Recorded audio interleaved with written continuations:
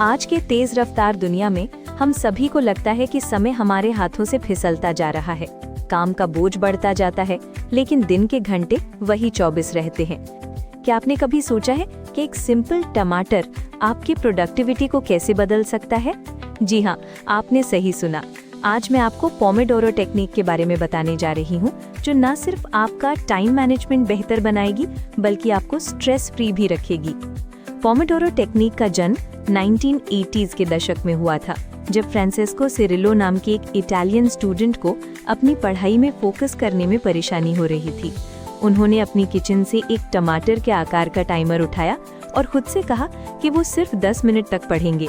इस simple experiment ने उनकी जिंदगी बदल दी। इटालियन में टमाटर को पोमोडोरो कहते हैं, इसीलिए इस टेक्निक का नाम पोमोडोरो टेक्निक पड़ा।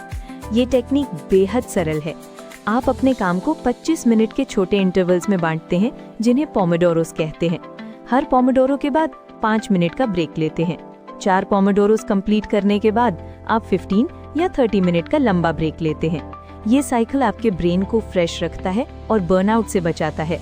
अब आइए इसे प्रैक्टिकली समझते हैं। मान लीजिए आपको एक इम्पोर्टेंट प्रेजेंटेशन बनानी है। पहले आप सोचते हैं कि ये काम बहुत बड़ा है और घंटों लगेंगे, लेकिन पोमोडोरो टेक्निक के साथ आप इसे छोटे हिस्सों में बांट देते हैं। पहला पोमोडोरो रिसर्च के लिए, दूसरा आउटलाइन बनाने के लिए, तीसरा कंटेंट लिखने के लिए और चौथा फॉर्मेटिंग के लिए। अचानक ये ओवरवेलमिंग टास्क मैनेजेबल लगने लगता है। इस टेक्निक की सबसे बड़ी खूबी ये है कि ये आपके ब्रेन के नेचुरल रिदम के साथ काम करती है। हमारा दिमाग लगातार फोकस नहीं रख सकता। रिसर्च बताती है कि एवरेज पर्सन सिर्फ 23 मिनट तक एक काम पर कॉन्सेंट्रेट कर सकता है। पोमोडोरो टेक्निक इस नेचुरल लिमिटेशन को समझकर बनाई गई है। चलिए अब स्टेप बाय स्टेप देखते हैं कि आप कैसे शुरुआत कर सकते हैं। सबसे पहले अपने आज के टास्क्स की एक लिस्ट बनाइए, फिर डिसाइड करिए कि कौन सा टास्क सबसे इम्पोर्टेंट है। अब अपना टाइमर 25 मिनट्स के लिए सेट करिए। ये टाइमर आपका फ़ोन हो सकता है, किचन टाइमर हो सकता है या कोई भी ऐप हो सकता है। जब टाइमर स्टार्ट हो जाए तो पूरी कंसंट्रेशन के साथ सिर्फ उसी एक टास्क पर फोकस करिए।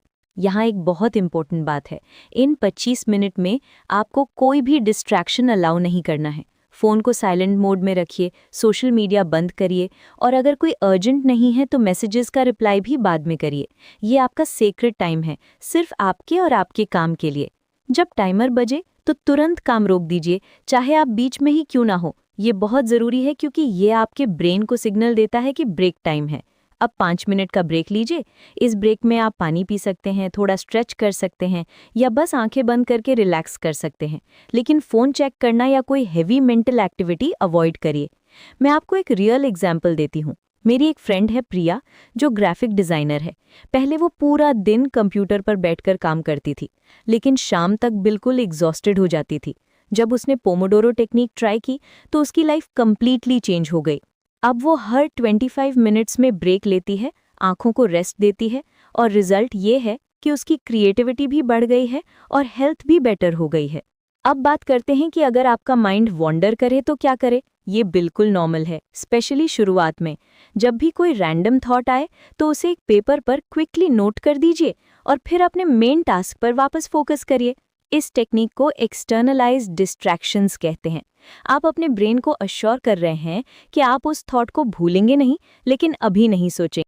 4 पोमोडोरोस कंप्लीट करने के बाद आपको 15 से 30 मिनट का लॉन्गर ब्रेक लेना चाहिए।